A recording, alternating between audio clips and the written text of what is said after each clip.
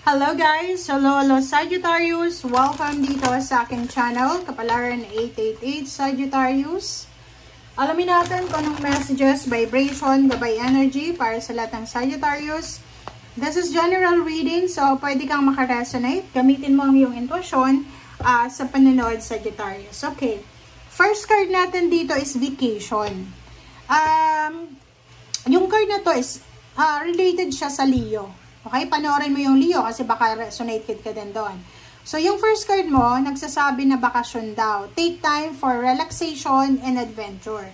So, kinakailangan mo daw na magbakasyon, kinakailangan mo daw mag-relax, kinakailangan mo daw na mag-adventure. So, comment down below if masyado kang abala, pwedeng resonate dito doon sa mga workaholic or masyadong busy sa kanilang ginagawa. Impartiality, imbalance guys, Sagittarius. Comment down below if you resonated. Sinasabi sa'yo ng barahang to na you're experiencing imbalance. Kung makikita mo dito, para siyang Libra energy, pero naka-reverse. Parang justice naka-reverse. Sinasabi ng baraha, kailangan mo ng balanse. Kailangan mong balanse. Ano ba yan? Everyday ka ba nagtatrabaho from Monday until Saturday or Sunday?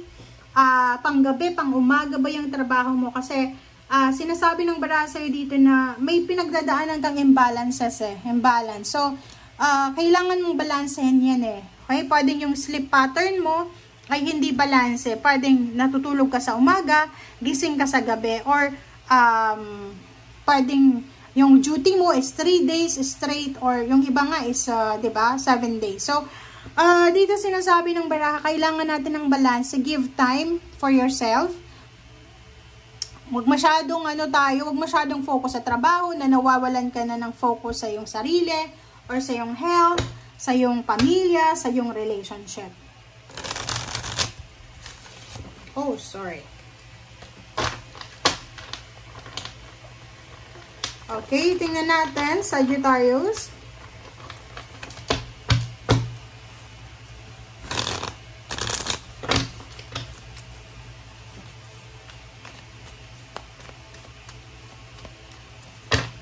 Sagittarius. Okay, wow. Sagittarius, nakikita ko sa'yo dito, posibleng meron kang manliligaw kung ikaw ay single na babae or lalaki man, depende kung anong gender nyo. Isang tao like Capricorn or any earth signs ang posibleng humahadlang sa relationship mo. Or posibleng mayroon kang emotional problems na ang rason is pera. Comment down below if you resonated. Okay, Four of Cups.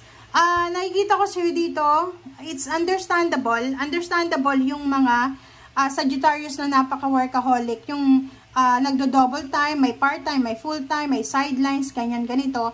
Kasi parang sinasabi ng barahan na pagod ka na sa paghihintay kung kailan ka ba aasenso sa buhay. Parang ganon. So, ang nakikita ko sa'yo dito, meron ditong Sagittarius na nahihirapan na siya na balansehin yung sitwasyon. Parang, like for example, may trabaho siya, pero yung pera is parang dumadaan lang sa palad niya. Parang nagtatrabaho lang siya para sa bills, nagtatrabaho lang siya para sa pagkain, parang ganun. So, nakikita ko sa'yo dito na meron kang, anong tawag doon, distraction, or parang distracted ka sa mga gusto mong gawin sa buhay. Okay. So, nandito yung the Strength and Page of Swords. Sinasabi sa'yo dito, Sagittarius, na kailangan mo daw maging malakas, matatag, maging brave. Okay? Kasi yung Page of Swords na to, maraming good news na darating sa'yo sa mga susunod na araw, buwan na taon.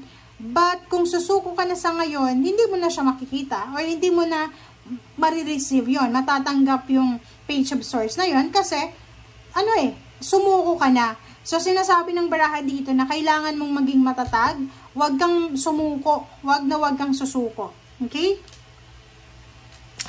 Okay. So, dito sinasabi ng baraha sa'yo na meron ditong Sagittarius na hindi siya makatulog sa gabi Kasi pwedeng sawang-sawa na siya sa ginagawa niya na trabaho or business na gusto niya nang lumipat sa iba. Yung parang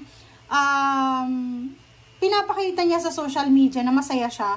Pero sa totoong buhay, talagang nahihirapan na siya. Hirap na siya. Parang yung isang to ay hindi siya makatulog, insomniatic, or kahit sa umaga hindi siya makatulog. Parang sobrang stress na yung pakiramdam niya. Gusto niyang pumunta ng ibang bansa pero hindi niya magawa kasi wala siyang alam kung saan siya magsisimula. Okay? Page of Wands and Ten of Cups. So sinasabi ng baraha sa'yo dito na isang emotional contentment, isang emotional family celebration or kapamilya mo. Like for example, kung may anak ka, apo, kapatid, or magulang, sila ang posibleng magiging source of excitement mo or source of happiness or source of contentment mo sa ngayon. Okay? So, nakikita ko sa'yo dito na kung halimbawa lang na may problema ka sa karelasyon mo, sa anak mo, isipin mo may magulang ka, may kapatid ka, may mga tao dyan na nagmamahal sa'yo, may mga taong naghihintay sa'yo. Kung feeling mo hindi ka na gusto ng karelasyon mo, isipin mo, karelasyon mo lang yan. Meron kang kapatid, meron kang kaibigan, meron kang pamilya na naghihintay sa'yo. Okay? The Empress and the Wow. So, dito sinasabi ng baraha, yon, di ba? Sabi ko sa'yo, in the near future, sa mga susunod na araw, Sagittarius, sobrang pagbabago ang darating sa'yo. This one, the Wheel of Fortune is sobrang positive siya, positive transformation. Pwedeng may bagong baby, bagong residence, bagong trabaho, recovery ng health, recovery ng relationship, may kakasal, diba? So, kung ikaw ay naghihintay, maghintay ka pa ng konti. Be patient kasi darating siya. Yung Three of Wands, sinasabi ng baraha sa'yo dito na pagod ka na sa paghihintay, diba? Parang yung iba gustong mag-relocate, gusto nang umuwi sa Pilipinas, kung OFW, kung nasa Pilipinas naman, gusto nang umuwi sa probinsya. Walang pipigil sa inyo guys, okay? Kung gusto niyo magpahinga kayo. Kung gusto niyo mag-travel kayo. Kung makikita mo dito, Six of Swords, ang Six of Swords is hindi lang yung iniisip mong movement, yung iniisip mong pagbabago, hindi lang para sa'yo. Kasi may kasama ditong babae at bata. So parang sinasabi na, gusto mong mabago yung takbo ng buhay mo kasama ang pamilya mo. So sa ngayon, sinasabi ng baraha sa'yo, Sagittarius, na kailangan nating maging peaceful, kailangan nating hanapin yung kapayapaan, okay? Mag-meditate tayo and trabahuhin mo yun. Kasi yun yung pinaka-importante sa buhay natin, is yung peace and harmony. Okay? Pag peaceful ka sa kaloob-looban mo, sa isip at puso mo, lahat ng mga trials and obstacles, kaya mo yan na ma-overcome. Huwag mag-iinit ng ulo, huwag mag-walk out, parang ganon. So, kumbaga, be patient. Thank you guys. Bye!